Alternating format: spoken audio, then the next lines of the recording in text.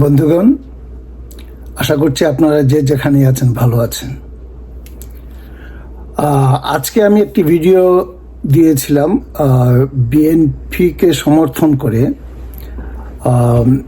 রাজনৈতিক কারণে, যে বাংলাদেশে যে অবস্থা চলছে এই মুহূর্তে বিএনপিকে রাস্তায় নামা উচিত। তো সে যাই হোক, এখন একটা নিউজ দেখলাম প্রথম আলোতে যে টিউলিপকে কি সম্পত্তি নিয়ে বিতর্কের কারণেই মন্ত্রিত্ব ছাড়তে হয়েছে।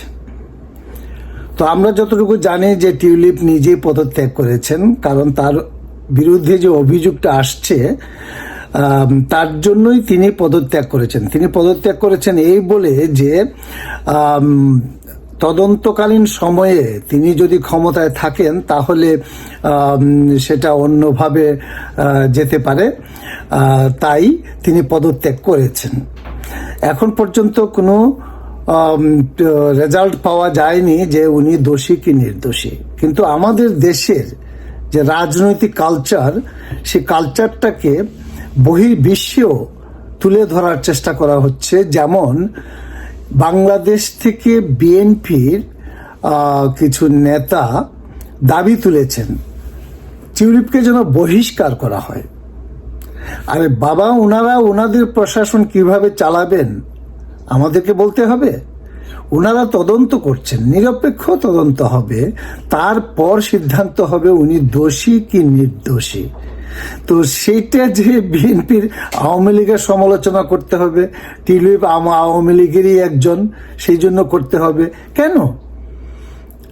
আমি ভেবেছিলাম যে বিএনপি হয়তো তারা তাদের ভুল বুঝতে পেরেছে, অতীতে যে দুর্নীতি করেছে তার ভুল বুঝতে পেরেছে। বিশেষ করে আওয়ামী লীগের বর্তমান অবস্থা দেখে তাদের শিক্ষা নেওয়া উচিত।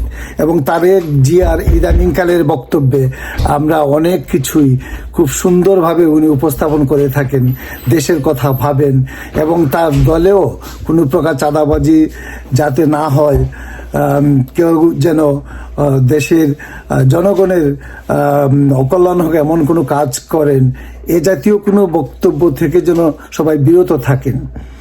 তারেক জিয়ার বর্তমানে গঠনমূলক যে রাজনৈতিক চিন্তাভাবনা, তা থেকে অনেকেই আশা করছে এবং ভবিষ্যতে যে উনি সুন্দর একটা নেতৃত্ব দিতে পারবেন এই বিশ্বাসই ছিল।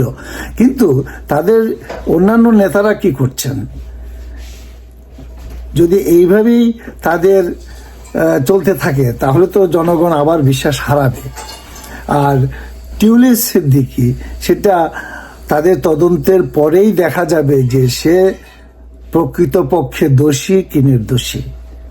তো আমাদের তো তাদের বিচার ব্যবস্থায় নাক গলানো উচিত নয়। আজ এ পর্যন্তই। ভালো থাকবেন, সবাই সুস্থ থাকবেন, নিরাপদে থাকবেন। ধন্যবাদ।